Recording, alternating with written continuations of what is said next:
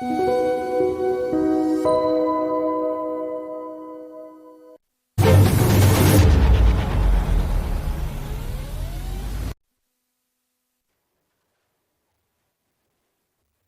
반갑습니다.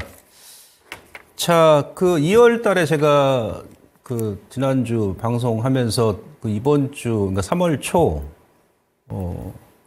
약간 시장이 2월 달에 많이 올라왔기 때문에 일정 부분 현금화를 좀 하시고 시장을 좀 지켜보자, 이제 그런 말씀 드렸었는데, 일단 뭐 박스권 장세 계속 지속이 됩니다. 이제 크게 빼지는 않는데 지수 기준으로 했을 때는.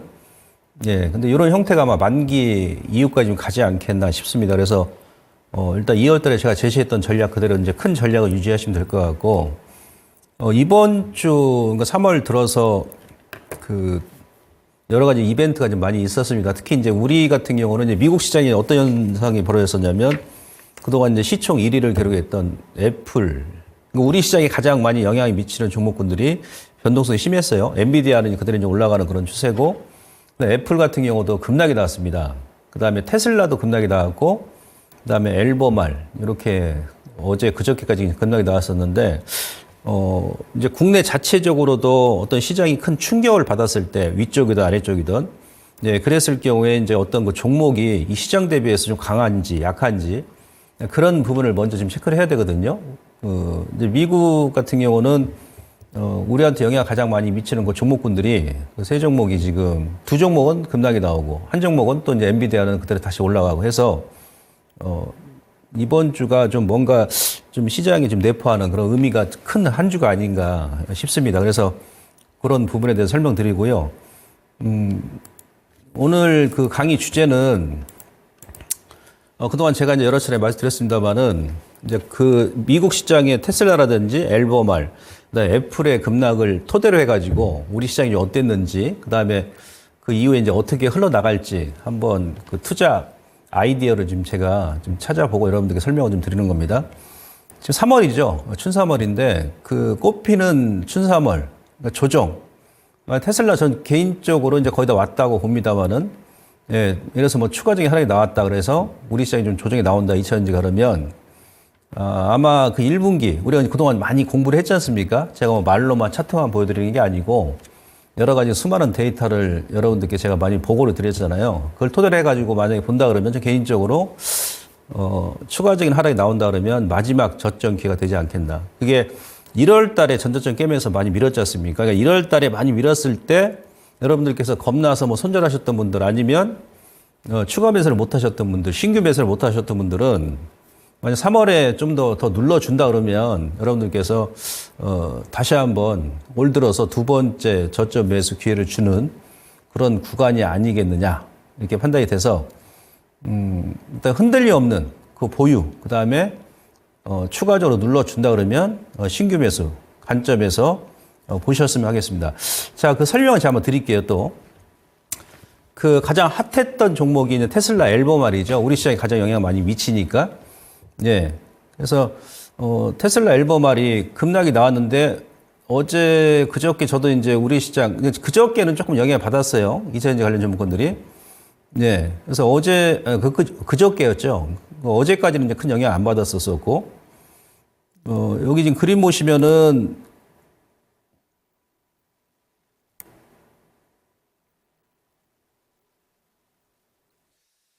자, 이런 악재가 또 나온 거예요. 잘 가다가, 그죠? 예, 돌발적인 악재가 나왔는데, 요 트럼프 대선 출마 자격. 그러니까 그저께는 테슬라가 이제 먼저 밀었던 이유가, 요날 두 가지 악재가 나왔었죠.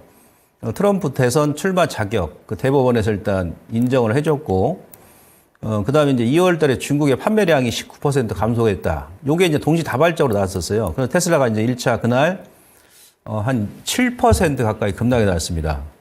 그렇죠? 예, 그래서 좀 이제 반등을 줄까 했는데, 예, 그 다음날은 이제 독일 기가 팩토리, 요 이제 화재가 났다 그러죠. 어제도 이제 또 그런 얘기 나오면서 이게 뭐 송전탑 쪽에 불이 나가지고 뭐 다음 주까지는 공장 가동을 못 한다. 이렇게 얘기 나왔는데, 일단 테슬라 같은 경우는, 유럽 같은 경우는 이제 독일 기가 팩토리가 있고, 그리고 이제 미국에 이제 또 일부 또 생산하고, 근데 중국이 이제 전체 판매량 대비해가지고 거의 60% 중국에 생산하거든요. 근데 중국에 또 이제 판매량도 이제 감소했다니까 더 충격을 받은 것이고, 리튬 가격은 제가 지난 시간에 공부했죠. 예, 12만 5천 위안인데 중국 탄산 리튬 가격이 거기에 손익분기점인데 그 라인까지 반등이 나왔다가 살짝 지금 눌림을 주고 있거든요. 전형적인 FM적인 패턴이다. 리튬 가격 좀 조정이 나오니까 이제 엘버말 같은 경우도 좀 조정이 나왔었어요. 그날. 예. 그런 가운데서 또 엘버말 같은 경우는 2조 원, 그러니까 그저께 한 17% 여기서 한 번에 그냥 급락이 나왔는데요. 예, 2조 원 유상증자를 한다 그러죠. 그게 뭐냐면 차입금 상환도 그 다음에 뭐 캐파 그 증설을 위해 가지고 또 투자도 하기 위해서. 예, 그러니까 어찌 보면 가만히 보면 이 트럼프 대선 출마 자격은 제가 지난 시간에 얘기했습니다만은 다소의 이제 영향을 좀 미칠 수 있겠습니다만은 이미 이제 주가에 반영됐기 때문에 크게 영향 안 미칠 것이다. 그리고 제가 미국 같은 경우 이제 의회가 최상위 법안이다 뭐 그런저런 얘기하면서 이미 지난달에 말씀드렸던 내용이고. 근데 그 중간에 또 이제 트럼프가 대선 선거 운동하면서 아마 또 여러 가지 정책 얘기를 할 겁니다. 정책 얘기 했을 때 뭐 가령 그 바이든 행정부의 IRA 법안에 대해서 또 이제 안 좋게 얘기하면 좀 흔들릴 수 있겠습니다만은 네, 그럼에도 불구하고 이제 다 반영이 됐고 나머지 5가지는 뭐 개별적인 악재입니다. 개별적인 악재. 그리고 이제 2월 달에 중국 판매량 10% 감소도 요게 제가 공개 방송에서도 말씀을 드렸습니다만은 그러니까 작년 같은 경우 보시면 중국의 춘절 기간이 보통 이제 8일에서 추가적으로 이제 그 공휴일 뭐 하루 이틀 더 연장을 더 해준다 그러면은 한 9일 정도 휴가를 가거든요.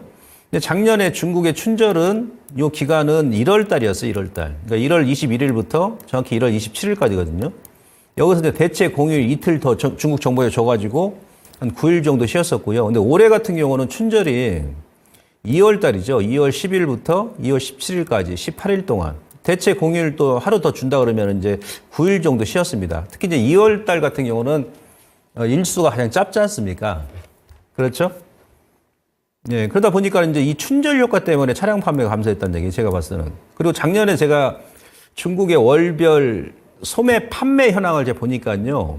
작년 같은 경우는 중국이 그러니까 춘절 기간에는 보통만 짧으면 일주일, 길면 한 9일, 10일까지 쉬기 때문에 그 기간 동안에는 중국의 전체적인 소매 판매가 많이 감소를 합니다. 그러니까 작년 같은 경우 1월 달이 춘절이었으니까 1월 달은 소매 판매가 아마 이 정도 0.5% 정도 기록했다 그러면 2월 달은 1월 대비해 가지고 엄청나게 또 증가를 했죠. 이런 식으로. 그 다시 이제 3월 달부터는 또 이런 식으로 또 정상화를 찾아가고. 예. 근데 올해 같은 경우는 작년과 반대죠.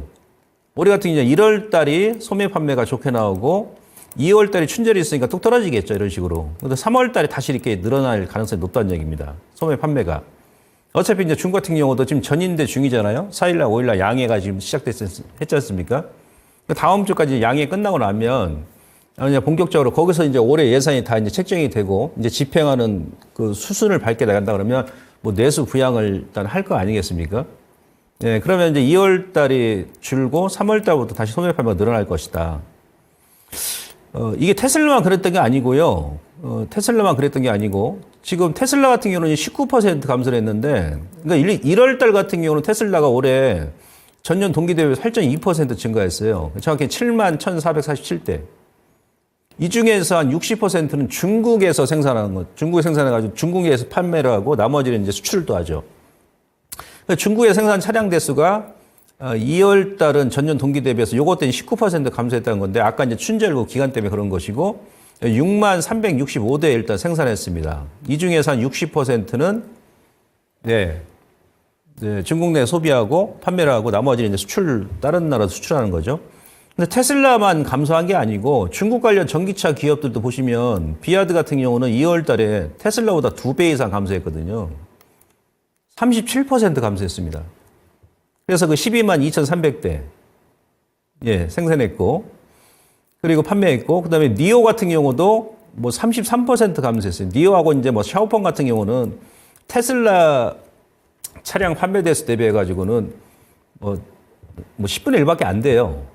근데 중요한 것은 테슬라만 감소한 게 아니고 중국 관련 전기차 기업들은 테슬라보다 더 많이 감소했다는 얘기입니다. 그러니까 이게 무슨 얘기냐면 앞서 제가 말씀드린 대로 바로 이제 중국의 그 춘절 요 효과 때문에 예, 그래서 이제 2월 달에 전년 동기 대비해서 뭐 19% 이제 감소한 게 아닌가. 예, 그래서 우리가 이제 이 악재든 호재든 간에 그 재료를 정확하게 우리가 이제 분석을 하고 좀 판단을 할 줄 알아야 됩니다. 그 다음날 이제 뭐 기가 팩토리 같은 게 굉장히 화재가 나가지고 독일 또 그러니까 지금 3일 동안 테슬라 전체 시가총액이 한 100조 원 정도 증발했거든요. 그래서 테슬라가 지금 전 세계 시가총액 중에서 원래 그 11위였는데 12위까지 지금 밀렸습니다. 근데 이제 이렇게 해서 이제 감소했다 그러면 오히려 좀 테슬라 같은 경우도 예, 저점 매수 기회가 아닌가 이렇게 이제 판단해 볼 수 있겠고요.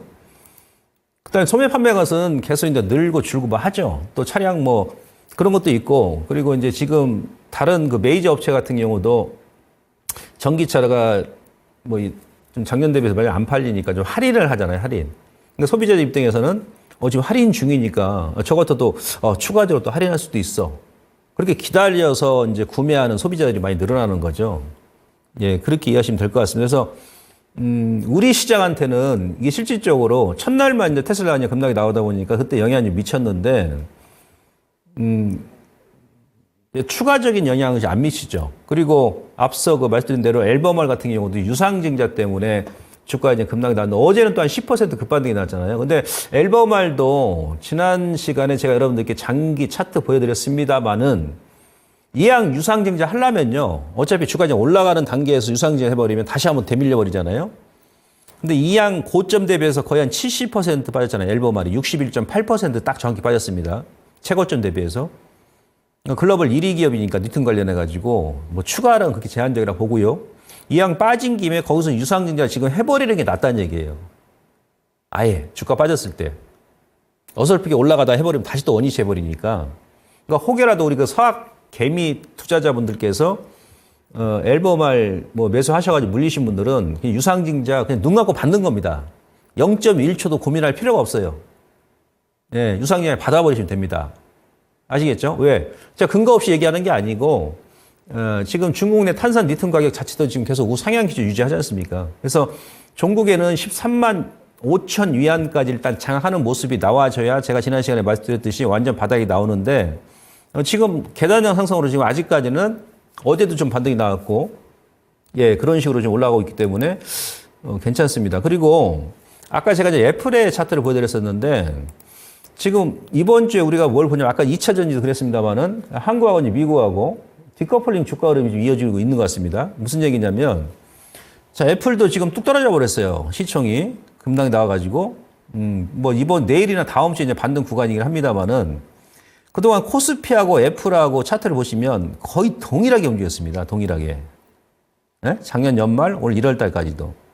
예, 위쪽에 애플 그다음에 코스피 차트 보시면 거의 동일하게 움직였죠. 근데 언제부터 이게 틀려집니까? 1월 중순 요 구간. 그러니까 요때는 애플이 계속 이렇게 하락이 나왔는데 꾸준하게 예, 어제까지. 근데 불구하고 코스닥은 이제 반대로 올라가죠. 뭔가 지금 미국의 예, 지수 종목과 이제 좀 디커플링을 좀 보여주고 있다는 얘기예요. 좀 제한적. 물론 이제 그 저 PBR 관련 종목군들이 좀 강세다 보니까 이제 그런 종목군들이 지수를 이제 방어해주고 그 다음에 삼전이나 뭐 하이닉스 뭐 이런 반도체 관련 종목들이 방어해주는 것도 있습니다만은 근데 이제 애플 주가를 작년 올 연초까지 일단 코스피 주가와 비교하면 동일하게 움직였는데 상대적으로 코스피가 좀 강하긴 하죠. 예. 이런 그 모양새.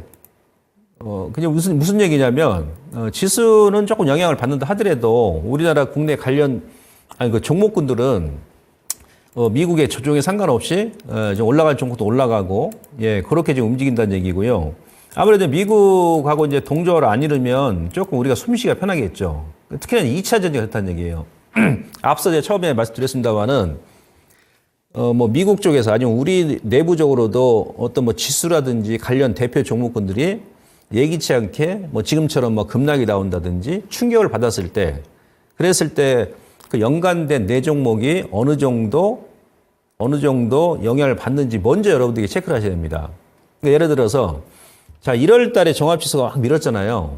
제가 24년 만에 그 1월 기준에 했을 때 그렇게 많이 민 경우는 처음이다. 그런 말 드렸었고 작년 9월 달에 코스닥하고 코스피가 막 급락이 나지 않습니까? 그랬을 때 이제 지수는 많이 큰 충격이 나오면서 막 급락이 나왔는데 안 밀린 종목군들이 있어요. 보통 보면. 안 밀린 종목군들. 여러분들께 제가 투자 팁을 딱 드리자면, 가령 뭐, 이후에 코스피든 코스닥이든 주가가 많이 밀었어요. 밀었는데, 몇몇 종목군들은 지수와 상관없이 안 밀리네? 그 무슨 얘기예요?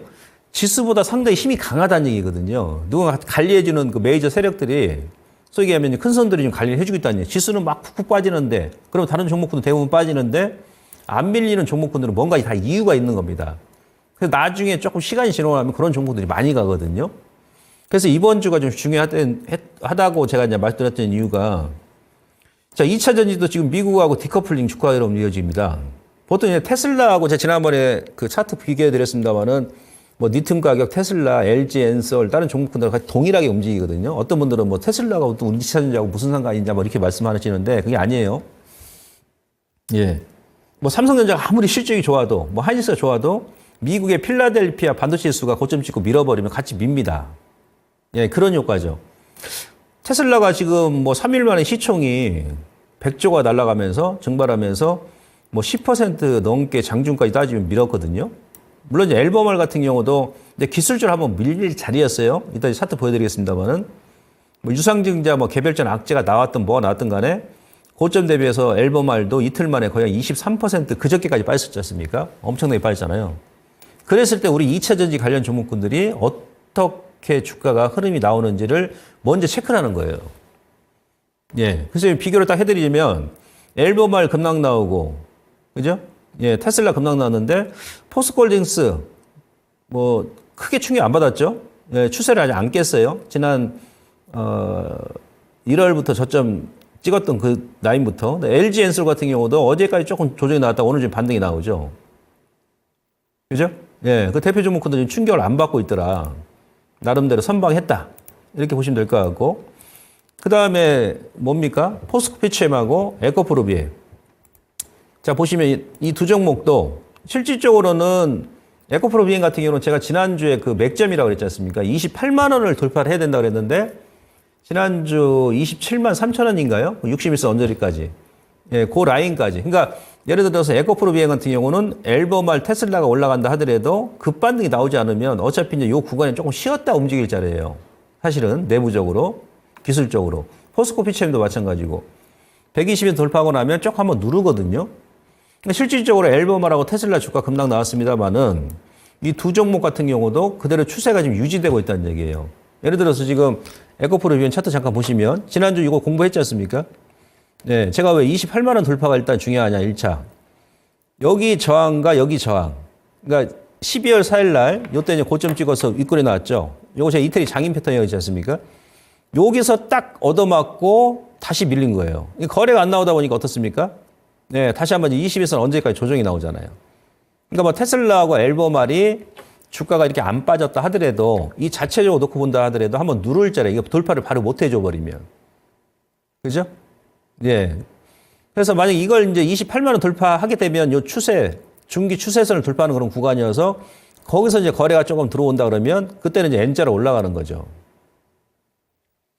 어찌 보면 이 글로벌 대표 기업, 리튬 1위 기업, 전기차 1위 기업, 테슬라 주가 급락 나와서 불구하고 국내 2차전지 관련 종목군들은 그냥 자연스러운 그런 조정 크게 영향 안 받았다. 그리고 오히려 이제 뭐 금양이라든지 뭐 코스모 신소재 이런 기업들은 물론 이제 뭐 가볍고 시총이 크지가 않고 자체적인 이제 재료가 나와서 그렇습니다만은 완전히 반대죠. 테슬라, 앨범알은 지금 또 저점을 위협하고 있고 땅굴 파고 있는데 이미 코스모 신소재 같은 경우 2월 초부터 급등이 나와서 11월 그 박스권 상단까지 급등이 나왔었고요. 근데 금양 같은 경우는 뭐 이번 주에 재료가 나오면서 다시 한번 저점 찍고 급등이 나왔죠. 금양은 저점 대비해서 주가가 지금 거의 한 7, 80% 오른 겁니다. 제가 이제 무슨 얘기냐면 지금 LG 엔솔이라든지 뭐 삼성 SDI는 오늘 이제 전고체 배터리 뭐 상용화 얘기 나오면서 이제 급등이 나오는데 우리가 그러니까 1월 달하고 작년 11월 달 예, 차트 잠깐 보시면요. 작년 11월 달에 뭐 에코프로비엔 같은 경우도 저점을 일단 찍었었었고 이때 이 당시에 그다음에 이제 급등 났지 않습니까? 이 저점에서 주가가 거의 한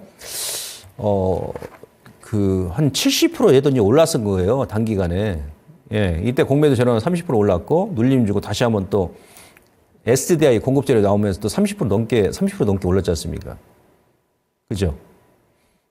그래서 이제 그때 저점에서 뭐 한 50%, 60% 올랐었고 다시 눌림 주고 또 1월 저점 대비해서 2월 달만 보게 되면 에코프로 비행 같은 경우도 한 25% 올랐고요. 에코프로도 한 25% 올랐었어요. 저점 대비 고점이. 그럼 여기서 이제 매수해가지고 뭐 들고 계신 분들은 뭐 여유 있게 가져갈 수 있고요. 뭐 1월 달에 매수하신 분들도 아직 저점 안 깼으니까 그대로 보유 가능하죠.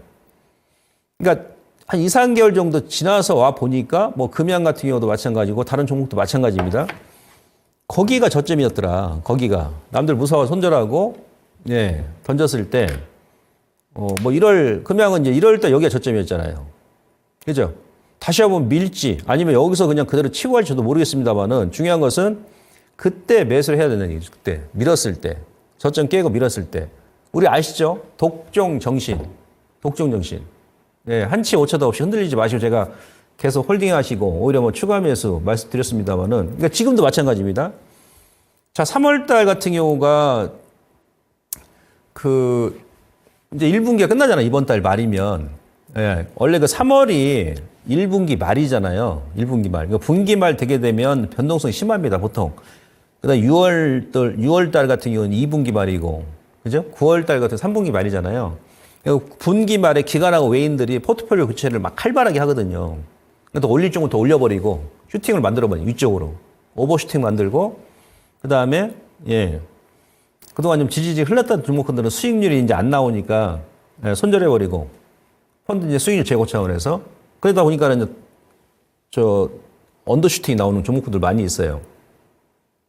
3월이기 때문에 이게 이제 중순 지나가게 되면 더 심해질 수도 있거든요. 예, 그러면서 이제 그 기업들의 이제 실적이 다 반영이 돼 버립니다. 지금 개별주, 이따 제가 말씀드리겠습니다. 소형주 같은 경우도, 이게 2월 같은 경우는 대형주가 코스피, 코스닥, 소형주보다도 한 3배 가까이 더 올랐습니다. 지수 기준했을 때. 여러분들 소형주 가지고 계신 분들 좀 찌글찌글 하죠. 막 안 움직이고. 또 크게 빼지도 않는데 거래도 없이 찌글찌글해요. 왜 그래요? 이번 달에 이제 그 주총이 있지 않습니까? 그 다음에 감사보고서 나오잖아요. 그죠? 예, 그러니까 이제 그런 부분을 일단 확인을 하려고 하는 거고, 이제 수급적으로는 기관하고 외인들이 뭐 저 PBR 관련 종목들, 은행주 같은 경우 막 끌어올리기 위해서, 그래서 소형주가 지금 소외를 받고 있습니다. 근데 이번 달 넘어가게 되면 4월 되게 되면 제가 봐서는 소형주가 반대로 대형주보다 더 활발하게 움직일 수 있다는 얘기죠.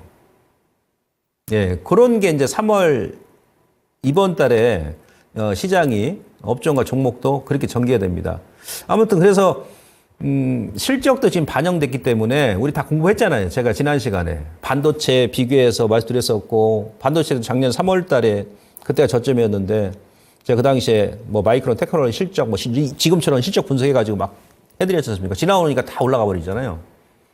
그러니까 지금도 마찬가지 2차 전지가 만약에 테슬라하고 저는 개인적으로 앨범을 한 번 더 눌러가지고 그래요 인해가지고 우리 시장 2차 전지 관련 종목 한 번 더 눌러준다 그러면 더 싸게 잡을 수 있는, 그러니까 올해 두 번째, 아까 1월 달과 그다음에 3월 이번 달, 더 눌러준다 그러면 무슨 종목이 됐든 간에, 그래서 이제 오히려 기회가 되지 않겠느냐. 그리고 금양도 여기서 1월 달 저점 주고, 아까 뭐 에코프로 같은 경우 마찬가지고, 뭐 코스모시도 마찬가지고, 그러니까 얘네들은 이제 개별 주고 아무래도 시총이 작으니까 먼저 좀 움직인 거죠. 시장이 지금 큰 손들이 유동성이 부족하다 보니까 재료도 나왔고요. 뭐 에코프로 비행 같은 경우도 여기서는 먼저 또 재료가 나왔잖아요. 이때는 얘가 또 대장이었지 않습니까? 이 시총 무거운 종목이 막 그죠? 뭐 상한가 뻑뻑 가고 막 그랬잖아요. 돌아가면서 움직일 것이고, 그러니까 지금으로부터 또한 한 6월 정도, 한 두어 달, 2, 3개월 또 앞서 나가면 지금 현재 자리가 지난 1월 달하고 작년 11월 달처럼 또 저점일 가능성이 높다는 얘기예요. 아시겠습니까? 그러니까 좀 중기로 어차피 가져가신 분들은 그대로 계속 가져가시면 되고 오히려 눌러주면 땡큐 추가 매수. 고점에 물리신 분들은 좀 눌러주면 또 잠깐 올랐다도 누르니까 또 막 소장님 또 찌글찌글해요. 뭐가 찌글찌글합니다. 이렇게 하지 마시고 그냥 가져가시는 거예요. 한 치의 흔들림도 없이. 이해되시겠습니까? 거기다 또 지금 보셔요. 지금 이번 주에 테슬라 금양, 테슬라 앨범말 얘네들 막 급락 나왔는데 얘들 글로벌 각각 1위 기업 아닙니까? 급락 나왔는데 우리나라 전기차 관련 기업들은 끔찍도 안 하네? 아하. 야, 그러면은, 아니, 테슬라가 지금 3일 만에 막 시총이 100조가 날아가면서 10% 넘게 빠지고, 리튬 관련 1위 기업은 앨범알이 그냥 막 고점 대비해서 다시 원위치해버렸죠. 뭐 오른 게 뭐 있다고. 예? 예. 다시 원위치해버렸지 않습니까? 근데도, 우리나라 전기차 2차전지 관련 전문가들이, 그네들 충격에 비하면은 지금 뭐 사실 거의 선방하는 거죠. 야, 2차전지 우리 국내 관련 기업들이 이게 좀 많이 바뀌었는데? 그동안 워낙에 그냥 매를 많이 맞아서 그런지 지금 맷집이 생겨서 그런지 모르겠습니다. 좌우지가 이번 주까지 일단 버티네. 그래도 20일선 안 깨고 종목별로 대원의 종목군들이. 뭔가 좀 틀려지겠구나 이제는. 그래. 뭐가 틀려져요? 어시간한 악재는 다 이제 반영됐다는 얘기죠. 어시간한 악재. 이제 2분기부터 이제 실적만 이제 돌아서게 되면 리튬 가격이 올라가면서 그때는 이제 흐름 타고 올라간다. 비행기가 언제 연료 소모가 가장 많냐면은 뜨기 전이죠. 비행기가 뜨기 전에 가장 연료 소모가 한 70% 정도 소모된다고 하지 않습니까? 딱 뜨고 나면 이제 딱 기류 따라서 움직이지 않습니까? 그런 거지. 할주로에서 지금 쫙 깔고 뜨기 전에. 네, 마치 이제 차트가 다림질 패턴이 대부분 보이지 않습니까? 큰 거래 없이. 이런 모양새라는 얘기예요. 그래서 이렇게 여러분들께 이해하시면 될 것 같고. 그 다음에 지난 시간에도 제가 이제 뭐 국내 기업, 특히 이제 뭐 중국의 CATL 같은 경우도 이건 예상 전망입니다. 전망. 예, 전망인데 제가 뭐 전체 기업 다 보더라도 어떤 기업을 빼도 테슬라 같은 경우도 1분기가 지금 실제 저점을 예상하고 있죠. 시장에서는. 2분기, 3분기, 4분기에는 지속적으로 증가할 것으로 예측하고 있지 않습니까? 앨범알 같은 경우는 이제 작년에 실적이 상당히 좋았었고요. 예, 근데 올해부터는 이제 1분기가 얘도 최저점이고, 그다음에 2분기, 3분기, 4분기부터는 점진적으로 회복할 예정이지 않습니까? 1분기가 지금 1분기 말이잖아요. 지금 1분기 말이잖아. 어쩌라고? 지금 1분기 말인데. 그죠? 2분기부터 3분기. 또 이들 종목들도 실적이 먼저 선행이 돼야 되지 않습니까? 무슨 뭐 개별 뭐 소형주도 아니고. 그죠? 그리고 이제 골드만삭스에서 나온 그 보고서를 보게 되면 올해가 2024년이지 않습니까? 내년 2025년이죠. 내년부터 전기차 전 세계 수요량이 올해까지 이렇게 완만하게 이렇게 증가하다가 내년부터는 급속도로 이렇게 증가한다 그러죠. 이런 식으로. 나중에 제가 이제 아카데미 할 때 또 보여드리겠습니다만은. 그래서 제가 이제 뭐 지난 시간에도 내년 실적까지 보통 6월 정도 가게 되면 한 2분기 말 중간 가게 되면 이제 주가라는 것은 이런 대표 종목군들은 내년 실적을 보고 가는 거거든요. 우리가 제가 하이닉스 통해서 뭐 삼성을 통해서 설명 다 드렸지 않습니까? 그래서 그런 차원에서 이번 주에 테슬라 앨범알이 급락이 나왔음에도 불구하고 우리 시장 관련 대표 종목 2차전지가 우선 선방하고 있다. 뭔가 좀 틀려지고 있다. 체질이 강해지고 있다. 그게 이제 여러분들 그 독종 정신 때문에 그런 거예요. 예, 의미 없는 구간 손절하지 마시고 너무 두렵게 생각하지 마시고 아니 뭐 1월 달에 작년 11월 달에 저점 푹푹 깨면서 우리가 지옥행 열차 티켓을 끊어가지고 열차 타고 불구덩이 역까지 갔다 왔는데 뭘 겁먹습니까? 예.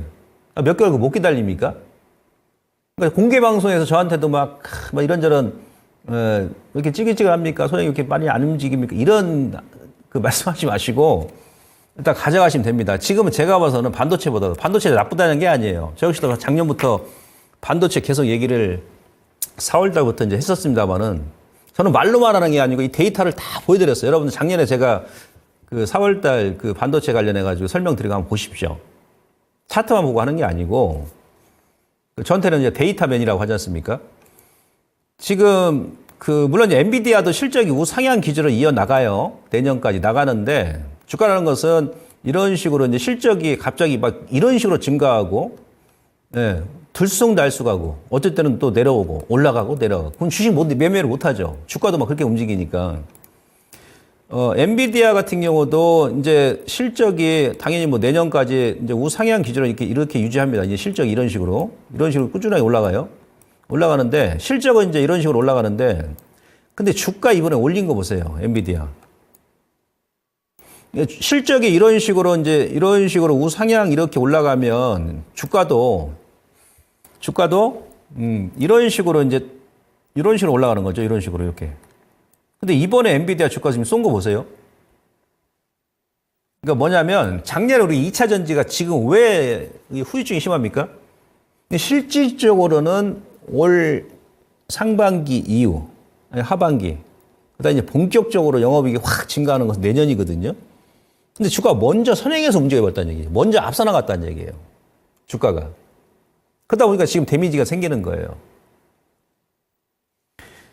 저 엔비디아도 마찬가지입니다. 제가 봐서는 지금 너무 속도가 빠르다. 이게 무슨 개별주도 아니고 지금 엔비디아가 전 세계 시가총액 3위까지 올라왔어요. 3위까지. 1위가 어디입니까? 1위가 마이크로소프트, 2위가 애플, 3위가 엔비디아, 4위가 지금 사우디 아람코를 넘었습니다. 지금.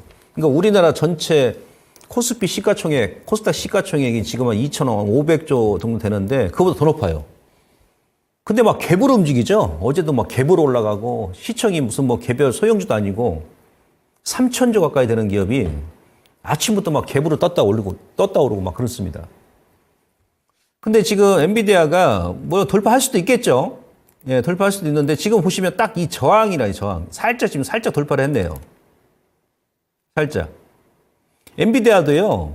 제가 지난번에 했죠. 여기 고점 찍고 나서 주가가 사실은 코로나 때 고점 찍고 나서 70% 넘게 빠졌습니다. 70%. 70%. 이게 70% 빠진 겁니다. 70% 빠지고 거기서 다시 이렇게 올라간 거예요. 6배 올라간 거죠. 2차 전지도 지금 막 고점 찍고 나서 막 50%까지 뺐지 않습니까? KRS, 탑10 지수 보게 되면. 네, 2차 전지도 이런 흐름 나오지 말란 게 없죠. 왜? 실질적으로 내년부터 실적이 급증하니까. 아무튼, 제가 이제 그걸 말씀드리려고 하는 게 아니고, 이제 엔비디아가 지금 미국도 우리도 그렇습니다만은, 약간 상반되게 움직이더라. 상반되게. 그러니까 빅세븐 같은 경우도 이제 같이, 작년 한 가을까지는 같이 움직였는데, 이제는 막 따로국밥이죠. 애플 빠지고, 테슬라 빠지고, 엔비디아 올라가고, 마이크로소프트, 아마존은 또 왔다 갔다 하고, 구글도 빠지고 있고, 이런 식으로. 지금 저항이고, 근데 필라델피아 반도체, 얘가 지금 끌고 올라가는 필라델피아 반도체도 지금 보시면 딱 이 저항이거든요. 그러니까 무슨 얘기냐면 여기서 설령 더 간다 하더라도 지금 구간은 제가 봤을 때는 밑에서 보유하시는 분들의 보유 영역이지 여기서 새삼스럽게 지금 여기서 매수해가지고 추세 매매한다? 설령 간다 하더라도 왜 그러냐면 주식은 항상 그런 겁니다. 항상 저점이 나오듯이 고점도 이렇게 나오거든요. 이런 식으로. 근데 이런 자리에서 한번 또 잘못 물려버리면 이게 회복하기 힘듭니다. 많이 아프죠. 많이 아파요. 예, 필라델피아 반도체도 지금 이런 상태고, 이런 자리죠. 그러니까 매수를 하더라도 한번 좀 눌러주고, 뭐 이 정도 중간 지점에서 매수를 한다든지, 네, 그런 게 좋은데, 아무튼 뭐 지금 이런 구간에 있어요. 이런 구간에. 이 그림은 또 뭐냐면, 뭔가 이제 변곡점이 좀 오는 것 같다. 제가 이제 3월 중순 지나면, 중국도 그렇고 이제 미국도 그렇고 뭔가 큰 변화가 좀 나올 것 같다는 그런 지난 시간에 그런 말 드렸었는데 이 그림을 보시면은 이게 테슬라하고 아까 엔비디아 주가 등락 비율을 제가 이제 비교를 한번 해봤습니다. 테슬라가 2020년도 8월 달인가요? 이때 테슬라도 액분했다 그랬지 않습니까? 5대1로 액면 분할했어요. 5대1로. 액분하기 전에 그때 이제 $2,000 넘었었기 때문에 막 3,000슬라, 4,000슬라 그랬었죠. 액분 딱 했습니다. 그 다음에 저는 엔비디아가 요번에 아마 액면 분할을 하지 않을까 싶습니다. 뭐 날짜는 잘 모르겠습니다만 이 정도 올랐으면 아마 액면 분할 한 번 더 할 겁니다. 엔비디아도. 엔비디아가 이제 그 다음 고점 나왔을 때가 언제였냐면 엔비디아는 이제 테슬라가 2020년도 8월에 액분했고 엔비디아는 2021년도 7월 달에 액분했어요. 예, 4대1로.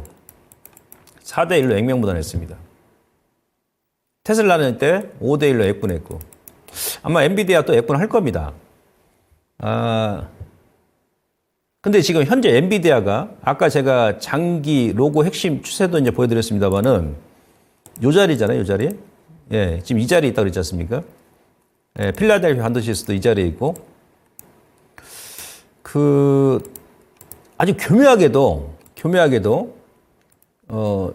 여기서 엔비디아가 액분하면서 이제 고점 한번 나왔었죠. 그러고와서 테슬라는 계속 밀고, 이건 이제 액분했기 때문에 이제 차트가 좀 약간 이제 수정 안 한 차트로 이제 보여드리니까 그렇게 나온 겁니다. 근데 이번에 엔비디아가 이 테슬라 액분할 때 2020년도 8월 달 그 라인에 지금 딱 와 있는 거예요. 그 라인에. 요 라인에. 예? 반대로 테슬라는 어때요? 엔비디아가 저점 나왔을 때 있죠. 2022년 저점. 그 라인에 지금 와 있고. 완전 상반되죠. 상반되죠. 우리도 지금 그렇지 않습니까? 제가 작년부터 계속 그랬잖아요. 국내에서는 반도체하고 2차 전지하고는 절대 공존할 수가 없다. 같이 움직일 수는 없다. 며칠은 같이 움직일 수 있겠죠. 근데 큰 추세적으로 같이 움직일 수가 없다. 왜?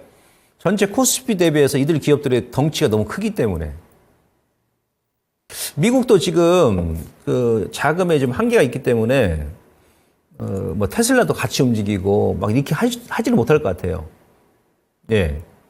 뭔가 이제 이쪽에서 이제 반도체 가지고 계신 분들은 반도체가 더 가기를 지금 워낙 바라실 거고. 2차 전지 보유하신 분들은 반도체 이제 엔비디아 좀 고점이 왔으니까 뭐 미국 내에서도 이제는 조금 여기서 자금이 좀 풀려가지고 2차 전지 쪽으로 오면 안 될까? 그런 또 기대감이 있을 수도 있지 않습니까? 예. 그래서 아무튼 이런 자리에 지금 있습니다. 아니 변곡점이죠. 대변곡점이에요. 기술적으로는 엔비디아하고 테슬라. 그 다음에 제가 이제 또 뭐를 또 대조를 해봤냐면 AMD가 이제 후발 기업이지 않습니까? 2등급. 그죠? 엘버마라고 한번 이렇게 봤어요. 엘버마라고 지금 그러니까 요때까지는 이제 코로나 때는 유동성이 계속 많았기 때문에 어지간하면 다 같이 움직였어요. 우리 시장도 마찬가지고. 예, 그러면서 이제 유동성이 이제 꺼지면서 2022년도 이 당시가 한 3월? 예. 3월 달부터 뭔가 이제 변화가 나옵니다. 3월부터. 엘버말은 주가가 이렇게 올라갑니다. 그 다음에 AMD는 오히려 빠져버리죠. 빠져버려요, 이렇게. 이때가 아마 3월달, 4월달 됐을 겁니다. 그 엘버말이 고점이 나왔을 때, 여기서 쌍봉치고 고점 나왔을 때, AMD가 저점이 나와버립니다. 완전히 이거 상반되죠? 예. 그러면서 이제 엘버말은 계속 이렇게 빠지면서 AMD는 또 다시 이렇게 올라가요. 엔비디아하고 마찬가지로. 그러면서 이제 작년에 여기서 이제 변곡이 나오죠. 여기서 AMD가 치고 올라가고 엔비디아가 이제 급락이 나와버립니다. 이게 무슨 얘기냐면 그 미국 같은 경우도 앞서도 제가 설명드렸습니다만은 예, 이때부터는 이제 같이 못 움직인다는 얘기, 같이. 누군가는 눌러주고 누군가는 또 올려준다는 얘기죠. 지수도 마찬가지예요. 작년 연말까지는 국채금리가 빠지면서 러시아 2000 지수, 중성주가 막 급등 나왔잖아요. 2달 동안. 그때 나스닥 뭐 다우 같은 거 S&P도 좀 움직이긴 했습니다만 러시아 2000 지수 대비해가지고 크게 못 움직였죠. 지금 우리 시장도 마찬가지죠. 예, 기관들이 좋아하는, 지금 외국인 장세다 보니까 은행주 같은 경우 외인들이 지분이 거의 70%잖아요. 실질적으로 지금 국내 뭐 토종은행 없어요, 지금. 다들 외국인들이 지분이 거의 50%, 70%니까. 정부에서 저 PBR 얘기하니까 은행주가 또 PBR이 상당히 낮잖아요. 그러니까 막 얘네들 막 쌍끌이 매수하면서 그쪽 올리니까 서두에 제가 설명드렸습니다만은 거래소 소형주, 코스닥 소형주는 지금 못 움직이는 거예요. 못 움직이는 거예요. 소형주가 움직이려면 언제 움직인다? 이제 은행주라든지 그 PBR 관련주 좀 꺾일 때. 그때 이제 소형주가 막 급등이 나오겠죠. 그게 이제 아마 다음 달 정도 가면 그런 모습이 나올 거란 얘기죠. 아무튼 그렇습니다. 그래서 지금 현재 위치를 보게 되면 근데 교묘하게도 AMD가 딱 이 위치죠. 이 위치. 엘버말 2022년도 이 고점 라인까지 딱 와버렸어요. 저도 이게 궁금합니다. 여기서 치고 갈 것이냐 아니면 여기서 뭔가 변화가 나오면서 이쪽에서 이제 좀 조정이 나온다 그러면 이 자금이 이쪽으로 이제 2차 전지 쪽으로 들어올 것이냐. 일단 좀 그런 겁니다. 그래서 우리 시장도 마찬가지예요. 우리 시장도 보시면 이것도 제가 작년 7월 달에 여러분들 2차 전지 제가 고점 이제 여기서 7월 26일 날이 고점이었지 않습니까? 제가 7월 27일 날 여기서 방송했잖아요. 그럼 여러 가지 데이터를 보여드리면서 2차 전지 고점입니다. 말씀드렸었는데 거기가 딱 고점이었죠. 그 당시 제가 이 그림 또 보여드렸습니다. 자, 제약바이오가 여기서 이제 코로나 때는 여기서 고점이 나왔죠. 제약바이오가 이제 고점 나오고 이렇게 이제 밀죠. 반도체는 한 번 더 올라갔어요. 근데 반도체는 또 어디서 고점 나옵니까? 제약바이오 고점 구간에서 다시 고점 찍고 나서 그 다음에 이제 반도체도 같이 밀어버리는 겁니다. 그 다음에 그러고서 이제 여기서 찌글찌글 하다가 이제 2차 전지가 치고 올라가는데 2차 전지가 7월 26일 날 고점 나왔을 때 왜 고점 나왔을까요? 제가 7월 달 했죠. 제약바이오 고점과 반도체 고점이기 때문에 뭔가 변화가 나올 수 있습니다. 그리고 이제 이 당시에 뭐 여러 가지 데이터 보여드리면서 거래량이 막 폭발적으로 나왔었고 해서 이제 고점입니다. 2차 전지. 거기서 딱 고점 찍고 밀죠. 거기서. 1월 달에 제가 2차 전지 여러분들 여기서 절대 손절하지 마시라고 했지 않습니까? 한 주도.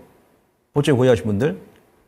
여기 손절하면 3대가 후회하고 땅을 치고 통곡하고 죽어서 천국 못 가신다 그랬죠. 그 정도까지 얘기했지 않습니까?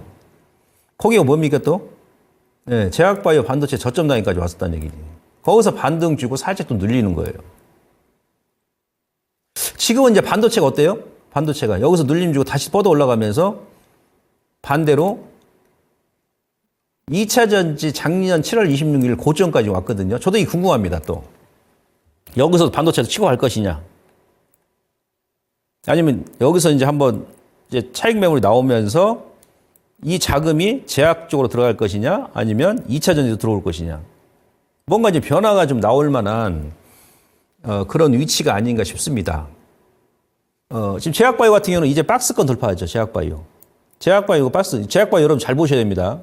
지금 뭐 네고캠 바이오 제가 뭐 아카데미 작년 추천했던 뭐 알테오젠 요즘에 막 날라가던데 제약바이오는 이제 또 제약바이오도 이제 시작도 안 했어요. 이제 저는 시작도 안 했다.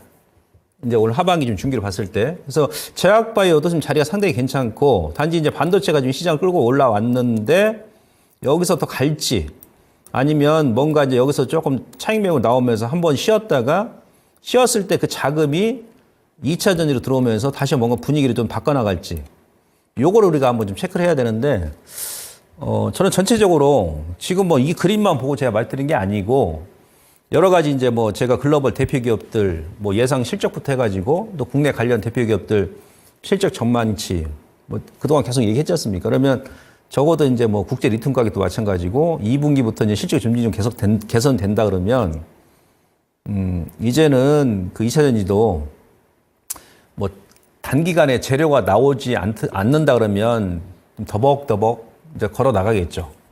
앞만 보고. 그죠? 그러니까 어찌 보면요. 또 이제 우리가 멀리 가고 높게 가고 길게 가고 오래 가는 종목군들을 보게 되면 단기간에 막 냄비처럼 급등 나왔던 종목군은 다시 또 원위치 해버립니다. 주식은 원래 보면 좀 가마솥처럼 냄비가 아니고 가마솥처럼 느긋느긋하게 이렇게 길게 가는 게 좋아요, 사실. 그런 종목군들이 또 길게 가고 멀리 가고 수익도 많이 줍니다.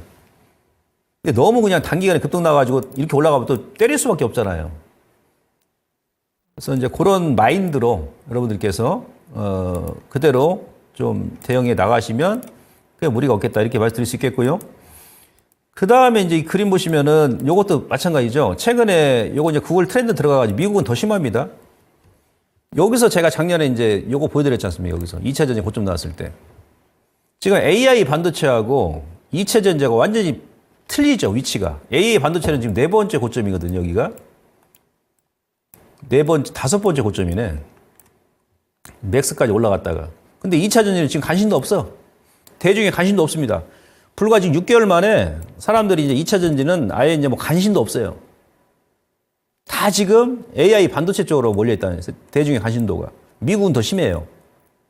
주식은 불황에 사서 호황에 팔라. 그런 증시 격언이 있죠. 남들이 관심 안 가질 때 항상 보게 되면 거기서 저점이 많이 나옵니다. 통상적으로. 남들이 관심 없을 때. 보통 그러거든요. 그래서 원래 뭐 주가도 마찬가지고 한적한 유령도 귀신도 한적한 곳에서 나오지 무슨 뭐 남대문 시장 서울 도심에 뭐 유령이 나오면 귀신이 나오겠습니까? 주식도 마찬가지예요. 남들이 관심이 없을 때 한적할 때 그런 구간에 항상 보게 되면 저점이 나옵니다. 이런 그 대중들의 지금 현재 투자 심리도 여러분들께서 좀 참고하시면 좀 도움이 되실 것 같아가지고 들고 왔고요. 그 다음에 이제 기술적으로 좀 보시면 제가 그랬지 않습니까? 2차 전지 KRX 2차 전지 탑10 지수 보시면 한번 얻어 맞을 자리였다는 얘기가 여기서 일단 1차 고점 나오고 11월 6일 날 정부에서 공매도 금리 얘기해서 왔을 때 그 다음에 여기서 이제 2차 이 추세선을 여기서 만들잖아요. 어찌 보면 이태리 장인 패턴이에요, 얘도. 여기서 한번 얻어맞고 1월 달에 급락. 요때 제가 이제 지지맥점이라고 했지 않습니까? 저점 주고 다시 이렇게 올라왔는데 그 다음에 세 번째 여기 한번 저항이었어. 여기서 이게 돌파해줬으면 이제 추세를 완전히 돌파하는 거죠. 그때부터는 이제 중기 추세를 해보가면서 지그재그 이 패턴을 가더라 이렇게 올라가는 거죠. 근데 아쉽게도 지난주에 돌파를 못했어요. 이 구간에서 한번 얻어맞을 자리인데 거기서 이번 주에 테슬라하고 엘버마가 또 급락이 나와버리네. 그러다 보니까 또 찌글찌글 밀었어요. 이제 이번 다음 주까지 봤을 때만 이 중간 저항선 있죠? 요거 여기서 안 깨고 여기서 터닝 나온다 그러면 이거 N자로 올라갈 수 있겠죠. 설령 이걸 깨서 다시 원위치 해버린다. 그러면은 1월 달에 매수 못 하셨던 분들, 작년 11월 달에 매수 못 하셨던 분들은 고맙습니다. 고맙습니다. 추가하시는 거예요. 신규하시고. 대신에 어떻게 한다? 타이밍 조절하시면 됩니다. 땡큐. 땡큐. 네? 네. 그걸 일단 체크를 하셔야 되는데, 기술적으로 한번 얻어맞을 자리였다, 여기가. 네. 그런 위치에서 이제 나온 거고. 그래서 결론은 뭡니까? 지난주에 제가 그랬지 않습니까? 뭐, 에코프로 BM, 뭐, 포스코 피처엠 다 마찬가지예요.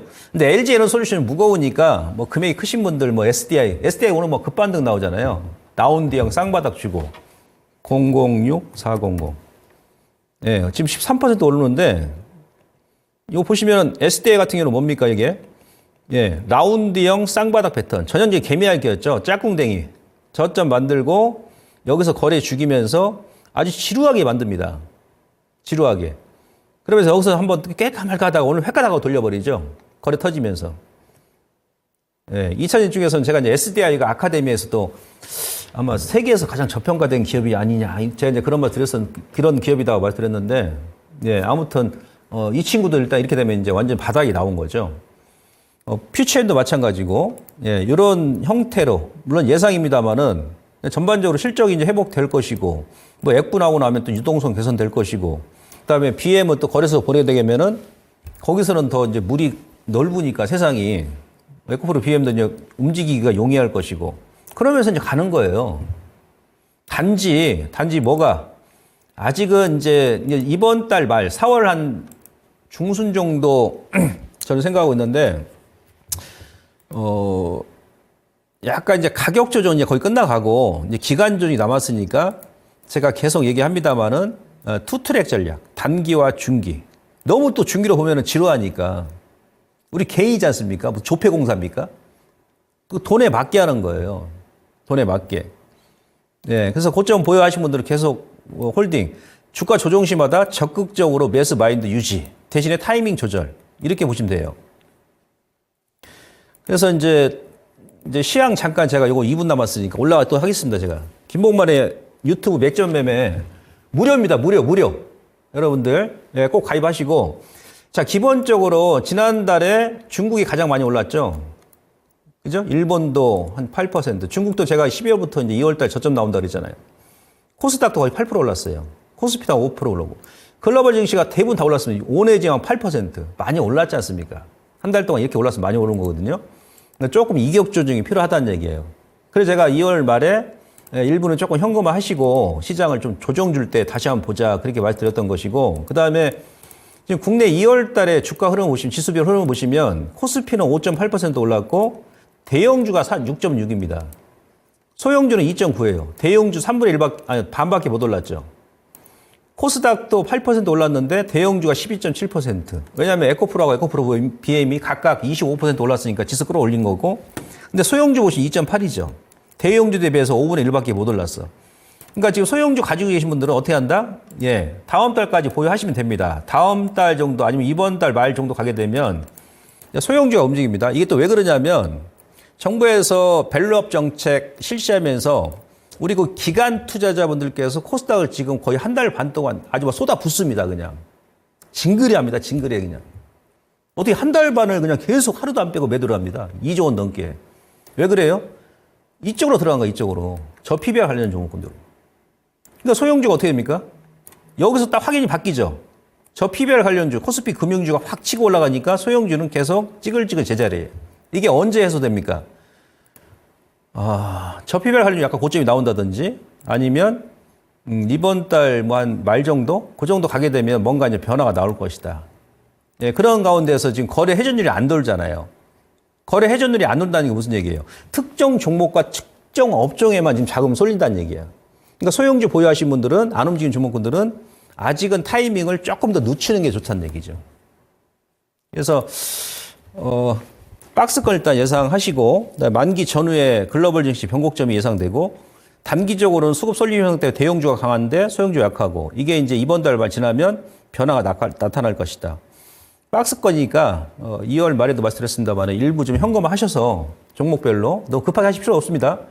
지금 비중 타이밍 조절하시면서 단지 이제 2차 전지는 눌러주면 팍팍 눌러주면 팍팍 매수하시고, 천천히 눌러주면 천천히 매수하시고, 이게 바로 비중과 타이밍 조절입니다. 아시겠죠? 자, 여기까지만 하고요. 저는 올라가서 마무리 또 추가 설명 드리도록 하겠습니다. 고맙습니다.